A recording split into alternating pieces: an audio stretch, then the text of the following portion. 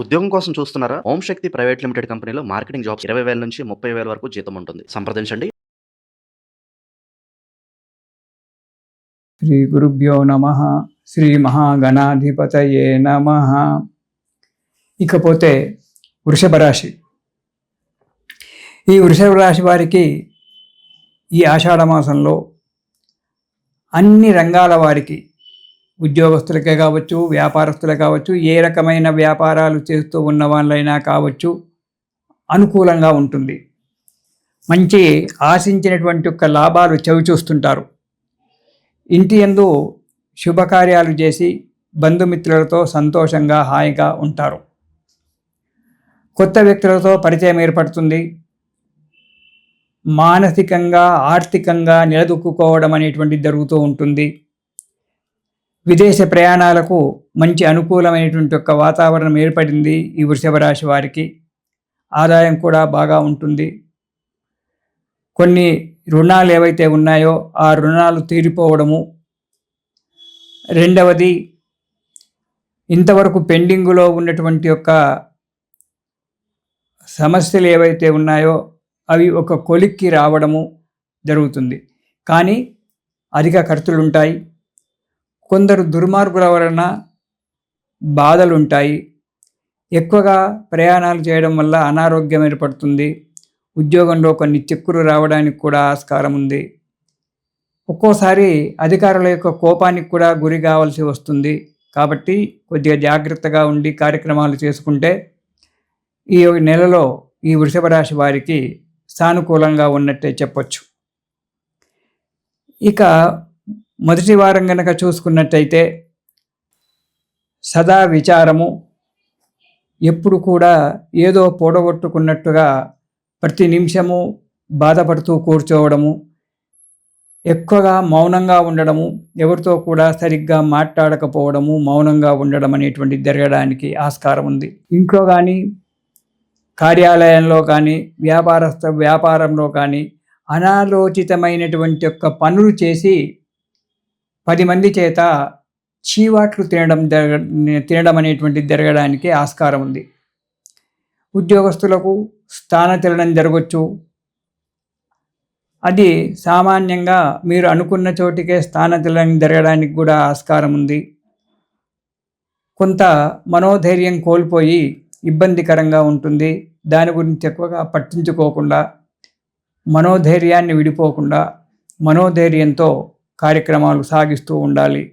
ఇక రెండవ వారం కనుక చూసుకున్నట్టయితే బంధువుల చేత కలహాలు ఏర్పడము, విరోధాలు ఏర్పడము జరుగుతూ ఉంటాయి.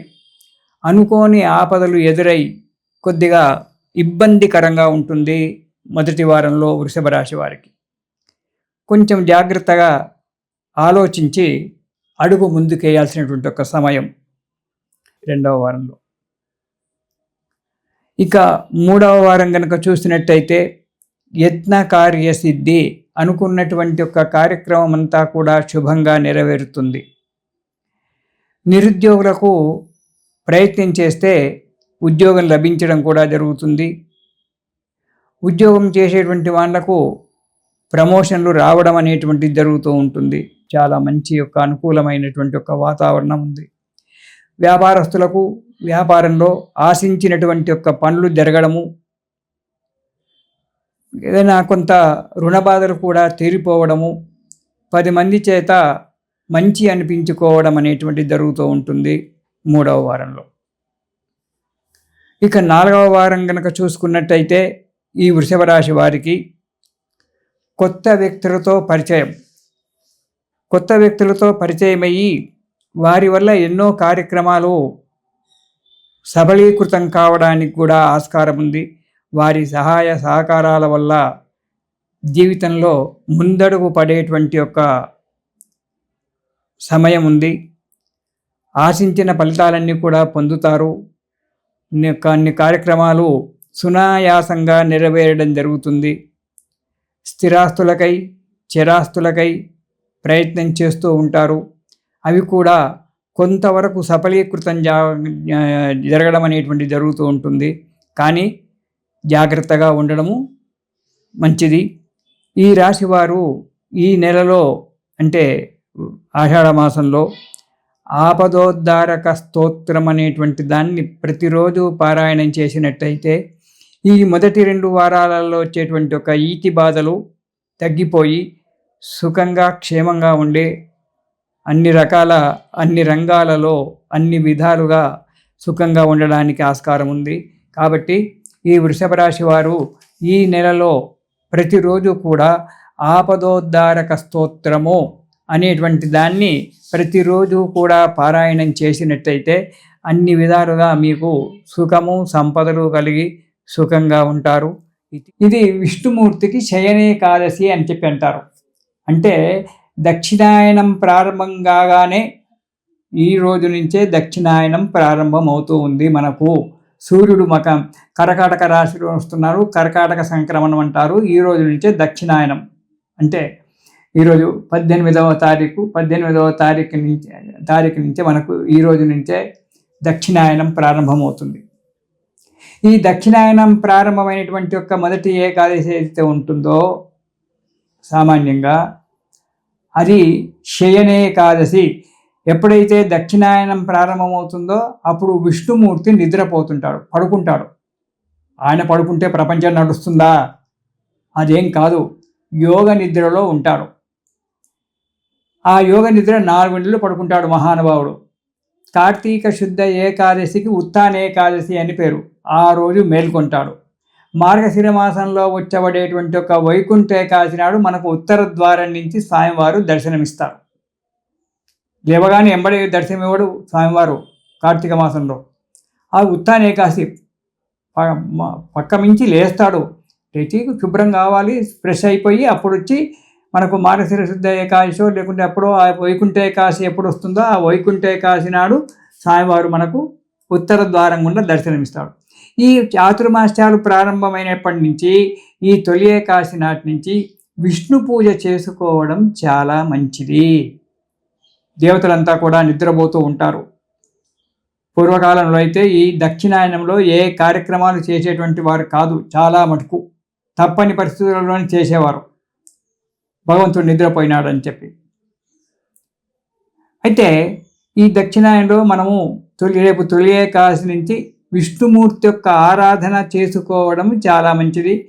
స్వామివారికి తొలి ఏకాదశి నాడు పొద్దున్నే తలంటి స్నానం చేసుకొని విష్ణుమూర్తి యొక్క విగ్రహాన్ని పూజ చేసుకొని స్వామివారికి ఈ ఒక రోజులు మీకు 4 నెలలు వీలు కాకపోతే నెల రోజులు కూడా వీలు కాకపోతే ఒక్కరోజు ఒక వారము ఆ స్వామివారికి అష్టోత్తర నామాలు చెప్తూ తులసీ దళాల చేత పూజ చేయండి.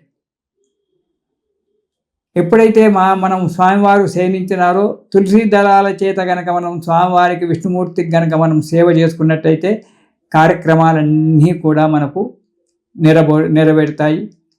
ఇది మనము ఆషాఢ శుద్ధ ఏకాదశి నుంచి మనకు చాతుర్మాస్యాలు ప్రారంభమవుతాయి.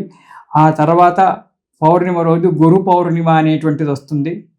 ఆ రోజు వ్యాస భగవానుడు పుట్టినరోజని కొందరంటారు, భారతం రాసిన రోజని కొందరంటారు.